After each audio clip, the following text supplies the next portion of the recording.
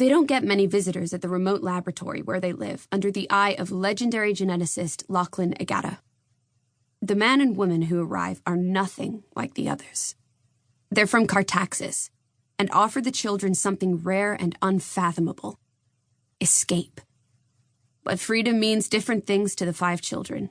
For one of them, getting what they want may mean betraying everyone else. Keep listening to discover their story. Chapter 1.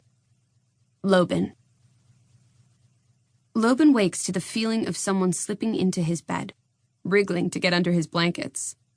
The dorm room of the Zarathustra lab is lit with the soft blue glow of pre-dawn light, the other children asleep in their bunks. He can see the shiny curve of Ziana's bald head, Cole's arm flung over his blankets, the messy halo of Anna's blonde hair tangled across her pillow.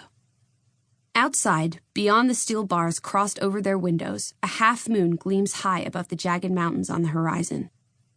Leoben, still bleary with sleep, lifts his sheet to find Jun Bei staring up at him.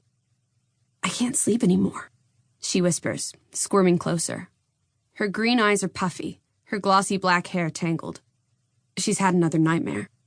She normally curls up beside Coil after a bad dream, but for the last week she's come to Leoben instead. "Shh," he murmurs. "It's too early to play."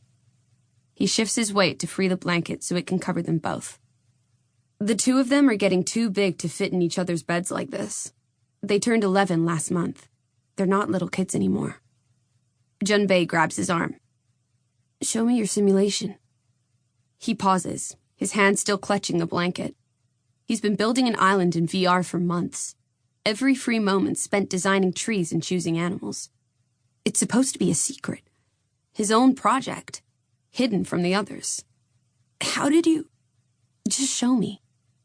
She lifts her arm so their panels are pressed together. "I want to go someplace sunny." Leoben stifles a yawn. "I don't know. I'm tired." She tightens her grip on his arm, her fingers digging into his skin, making him flinch. "I could take another sample from you for my experiment instead," she says. "I don't have any more needles, though. Maybe I'll just bite you." Okay, he says, letting out a whine of pain. "Cut it out. I'll show you." Her fingers loosen, but she doesn't let him go. Leoben tilts his focus into his panel's menu to find the simulation. He wanted to wait until it was finished to show the others. But it's hard to change Jun Bei's mind when she's decided she wants something. She might not be joking about biting him. For the last few months, she's been piecing together a gen kit from scraps they found in the basement, and she's turned Leoben into a pincushion to run secret tests on him ever since. "Okay, here we go," he says when the VR file is loaded. Jun Bei squeezes his arm, and the 2 of them blink out of the bed and into a forest. It's midday, the sun bright in a cloudless sky. Pine and spruce trees rise around them, white flowers dotted through a carpet of knee-high grass. There is no sign of the lab. No barred windows, no gray concrete walls. The 2 of them are standing on a slope, looking out over rolling hills with the perfume of wild flowers heavy in the air. A breeze is playing through the grass, but neither of them can feel it. The simulation is hooked into their sensory tech, their vision, their hearing, their olfactory enhancements, but all they can feel on their skin is the blanket draped over them. Building a simulation that you can feel is possible, but Leoben doesn't know how to do it yet. He's only just started learning how to code. Not gentech coding like Jun Bei is doing in her experiment, computer coding. Jun Bei hacked the lab's library and found him a guide so he could teach himself.